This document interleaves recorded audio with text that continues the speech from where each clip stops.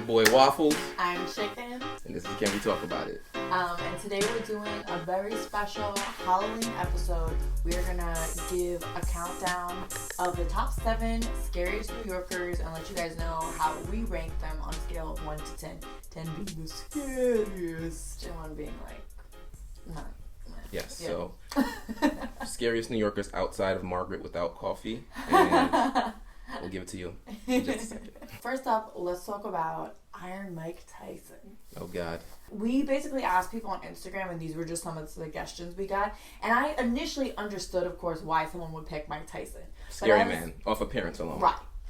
And reputation. But as I did more research, I was even more compelled to add him to this list because he's a problem. He's done quite a lot. He's a little bit of a problem. menace. Yeah, he's a bad person. Let's list some of the stuff off. What does Mike Tyson have going for him that makes him one of the scariest New Yorkers? All right, so let's start off with villain origin story. So Mike Tyson was originally from Fort Greene, but the family moved to Brownsville, kind of a dangerous neighborhood at the time when he was coming up in the 70s and 80s. And maybe today. And maybe a little bit today. He was initially kind of bullied and stuff, so then he kind of turned to like a life of crime just to sort of get a like tougher reputation, and apparently formed his own kind of methodology of street fighting in order to combat the bullies and stuff.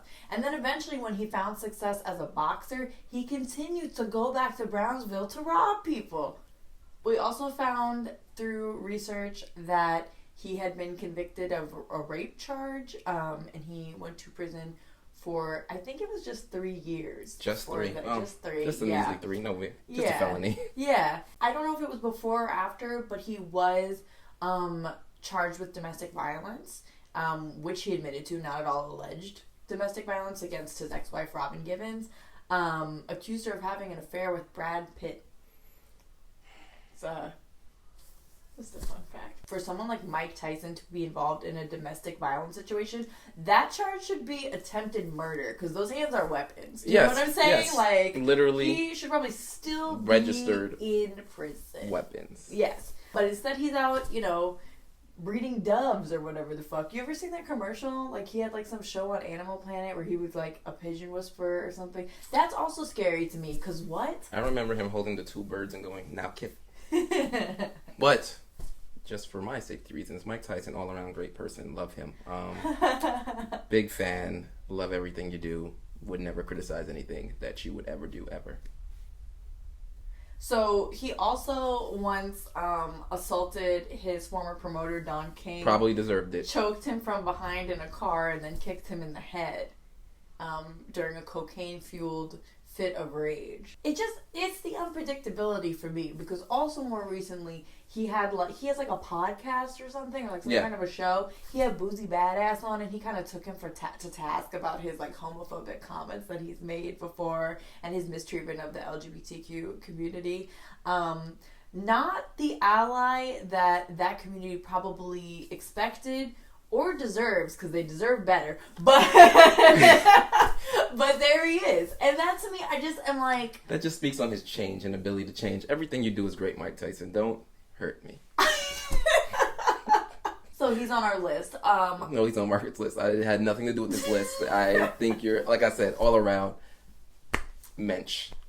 I'm gonna go ahead and give him an 8, because it's not just how terrifying Out of 10? he is. Yeah. Okay. It's the unpredictability for me. It's like, what next? Is he gonna open like, a shelter for homeless youth, but then in the same token, like, I don't know, fucking murder somebody? Like, we really don't know. If you're in a boxing match, right, and you decide, I'm going to take a bite out of someone, that says all you need to say about me. Cannibalistic tendency, I'm gonna actually put him back up to a 9. I'm we don't have any going other 10. cannibals on the list. I'm going 10. Mike Tyson's a 10. You know why? Because I don't want him to be offended that I would rank him lowly. 10 for Mike Tyson. Yeah. Scariest man alive. Next up, we have Al Capone, a.k.a. Scarface, though his friends called him Snorky. Scarface is a better nickname, even though he hated it, apparently. He did hate it, yeah. He was embarrassed of his scars, or maybe the way that he got them. He said that he got them during the war, but he had actually gotten them in a bar fight that he got into with the brother of a woman that he was hitting on. But it is a testament that your close personal friends could be calling you snorky, and you still could be pretty fucking scary. So I will give him that. I actually didn't know that Al Capone was from New York. Yul told me. I thought Al Capone was from Chicago because that's where he did a lot of his crimes. Yes. A lot of his business crimes. Potato. I felt that I wanted to deduct scary points for that because you're operating out of an inferior city. But Yul thinks that he should get added points for that. Yes. Why do you think that him going to Chicago makes him scarier? Because firstly, he's from New York. And usually when you're outside of your territory, it's not good news for you. Not only did he leave New York to go to an inferior city, which was dangerous in itself, he decided that he was going to be the darkness. He was going to be the night. He was going to be the trouble that they needed to look out for in Chicago. Ooh, that was so poetic. That was off the cuff. I'm impressed. Thank you. Okay. Yeah, all right. You know what? Your soliloquy has convinced me. I will give him points for that. And he really did carry weight in Chicago. One of the most famous murder plots that he was involved in was the St. Valentine's Day Massacre, where like a bunch of members of a rival mafia family were taken out by members of his crew who were disguised as police officers, and it was attributed to him. He was like masterminding it. My guy wasn't even there. He was chilling in Florida. That's gangster. Yeah. Now, he did eventually go to prison, but not for murder. For tax evasion. Right. What I also appreciated about him as we were doing our research, he was scary with style. He used to send flowers to the families of men that he had killed. And once for his birthday, he kidnapped a very famous jazz singer and forced her to perform at gunpoint, which I can appreciate because my birthday is important to me too. You know why I appreciate that one? Because he had money and he could have paid that man. That's so true. Kind of just kidnapped the man for shits and giggles. Like, let's be real. Yeah, he also was responsible for a very dark period in New York pizza history. We did talk about this during... Oh, hello, babe. Don't eat my waffle! We did talk about this during our Pizza Quest videos, during the Manhattan section, if you want to go back and watch that. But Al Capone at one point started up a cheese farm in Wisconsin, and he started to produce this really low quality, bad mozzarella cheese. And he basically demanded that all the New York pizza shops use it, or else he would firebomb them. Now, you're taking out an entity as big as New York City Pizza? That's evil. Yep. Also, remember, his stomping ground was Chicago. Right. So, to even have our the pizza power to rivals. do that... Yeah, but also, yes, that terrible. kind of pull. That kind of pull is terrifying. Pull. It is. I am going to give him a 7.5.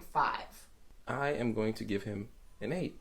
All right, Al Capone, we land on a 7.7 for you. R.I.P. Not really, but... So next up on our list, we have Rudy Giuliani. Brooklyn, born and bred. You don't have to say There's been a lot of those. Hasn't there been? 3 in a row, actually. 3 in a row. Honestly, Rudy is starting off strong in this category literally just based off of appearance.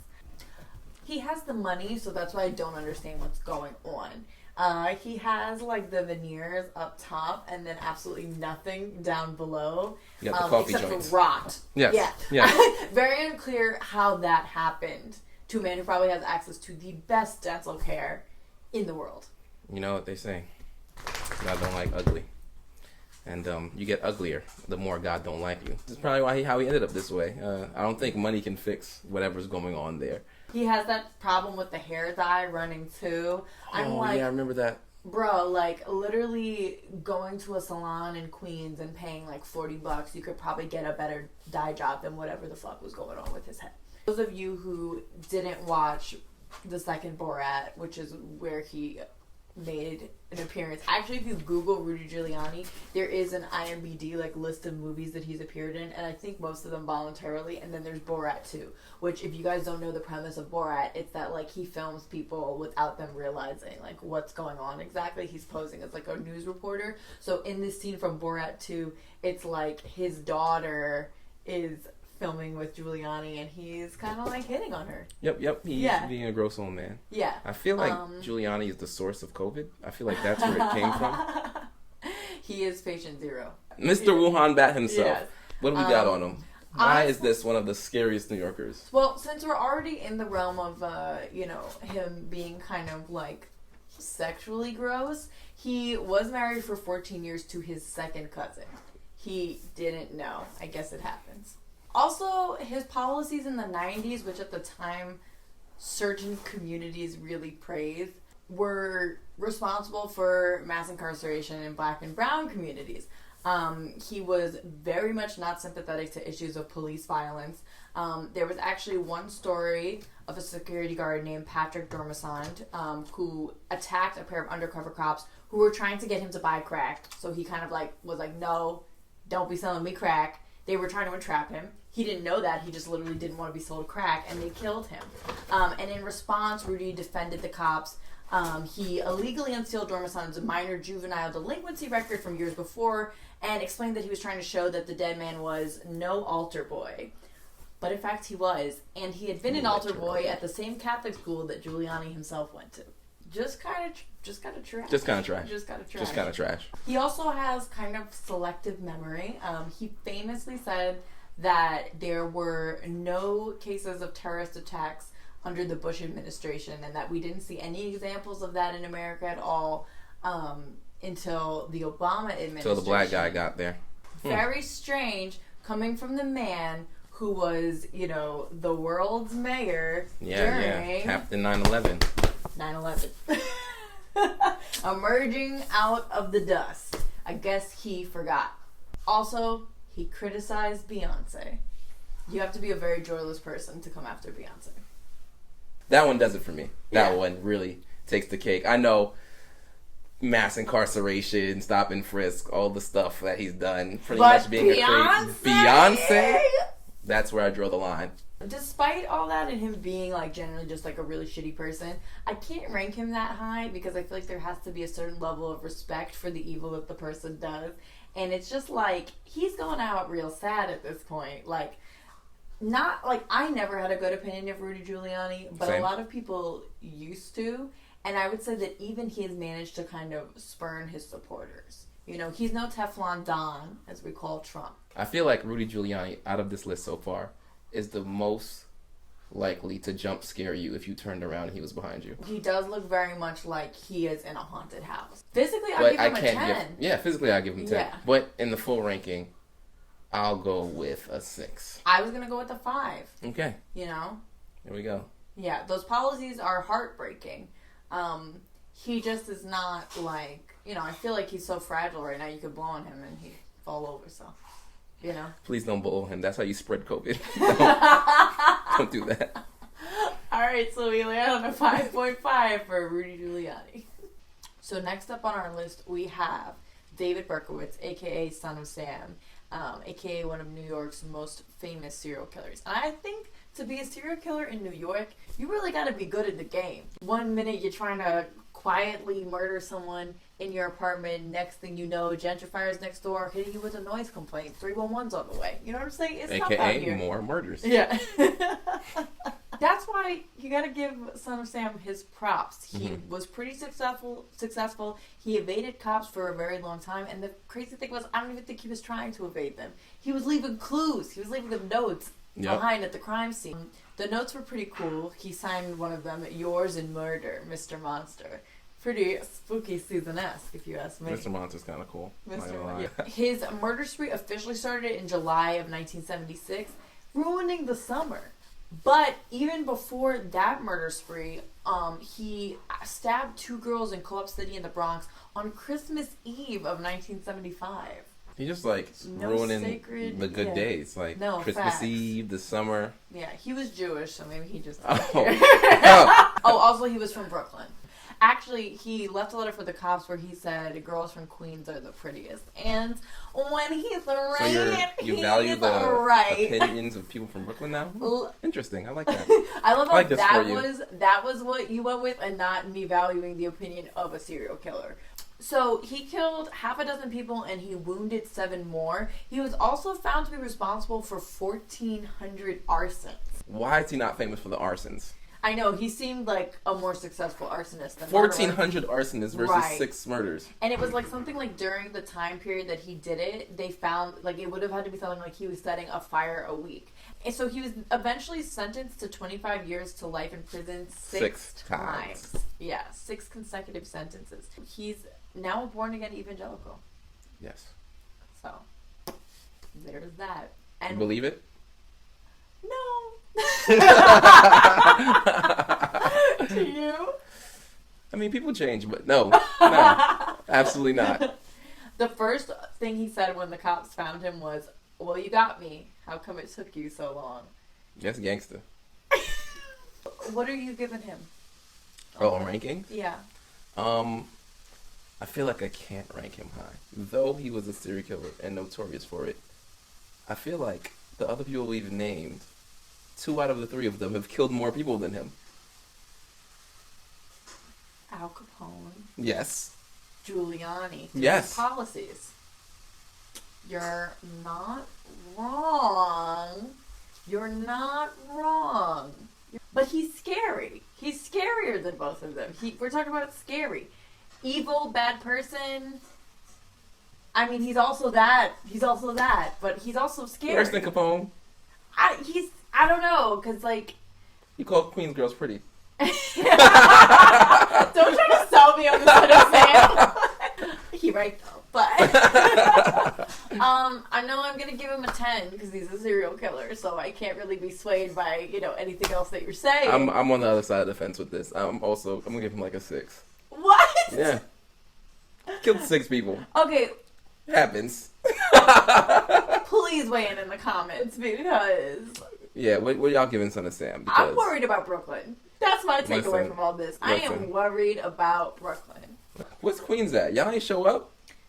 Y'all didn't show up at all? No, we're coming. We're coming all right, hot. All right, let's Just wait for the next one. All right. Next up on our list, ask and ye shall receive. You want us to know where Queens is at? We're about to be representing. Straight out of Jamaica, we have the next person on our list. So it's not a person, it's a rooster. It's an evil rooster. Queen, get your life. But I'm going to stand beside it. I'm proud of this rooster. Alright, so the list so far is 4 Brooklyn murderers, pretty much. And now we got... 1 Queen's bird. Yes. We're 2 of a kind. This is the crazy thing. This rooster has a crew. This is not a solo rooster, but he is the leader. He's been identified as the vicious one, but he runs with a crew. So basically the other day, this guy was waiting for the bus in Jamaica, 169th Street, and he suddenly felt a peck on the back of his left hand, which is even crazy to me because that, animals will sometimes attack on the defensive. Like if they feel like you're approaching them, they're coming towards them. This man had his back turned to the rooster, and the rooster was like, not on my fucking block. And the guy said that blood was gushing out, and then the rooster continued to charge at him. The quote is, "This rooster kept charging at me. It was almost as if it was evil. So evil." And he felt that the rooster had been trained to fight. A young Mike Tyson in the making, perhaps. Alright, so Mike Tyson's rooster in Queens was not only harassing this man, but there's a string of witnesses and people, incidents. Yeah, incidents. Yeah, one guy said that the rooster attacked his mother-in-law and jumped on her back and started to peck at her. Which, I mean, depending on your relationship with your mother-in-law, maybe you wouldn't be too mad about, but he seems to have his complaints. Someone else said that the rooster bit them on the ankle. Somebody else said that the rooster scratched the back of their leg. The same guy who had his hand pecked the other day added, they're evil, they've got a mind of their own, they're notorious, man, they do whatever they want. Same descriptions that have been applied to a few of the murderers on our list. I don't know, the rooster's looking pretty strong. And then we got a lot of this information from an article from the New York Post. A reporter from the Post went to go follow up with the owner, and he insisted that the roosters were beloved in the neighborhood and that they even cuddle up and sleep with his daughter. Which kind of, if true, is even scarier because it means that the rooster is selective with its victims. It's not just an animal going off instinct. This is intentional. Listen, even the toughest gangsters love their family. The Post reporter went to go, investigate this story. And as he was leaving, the rooster followed him. It slipped through the gate to then attack him, unprovoked, unprompted. This man was on his way out. And the rooster said, I heard you talking shit. Birds are just out here with, operating with impunity. Like, they were not taken away. They still live in this household. They are terrorizing this Queens neighborhood. Moral story, don't go to Queens. Don't even talk shit like we didn't just talk about 4 people from Brooklyn. Listen, one of them is, too rich and famous to care. The other ones are, dead or in jail. It's fine. It's fine. But these roosters... These roosters on the streets right now. I'm going to give this rooster a 9. Right under Mike Tyson. Because, I feel like it's Mike Tyson's rooster. I feel like it is Mike Tyson as a rooster. That lines up. I will also give it a 9. Because that's what I gave Mike, I think. This is how my ranking kind of went. It was just if they saw each other, who would be more scared of who? I don't think Mike Tyson would be scared of the rooster, but the rooster also wouldn't be scared of Mike Tyson. It's a vicious rooster. I stand firm in my rankings. I feel that, and I also feel like Mike Tyson and the rooster would be the only ones to go mano a mano. Like, other people would maybe try to shoot the rooster. Yeah. Mike Tyson and the rooster, they would fight it out. They would shoot the fair one, you know what I'm saying? Yeah, facts. Yeah. They got respect for each other in these streets. Okay, guys, thank you so much for tuning in. That was our special Halloween episode of Can We Talk About It? Firstly, let us know who your scariest New Yorkers are. Let us know who got left off the list. And if you think our rankings were accurate,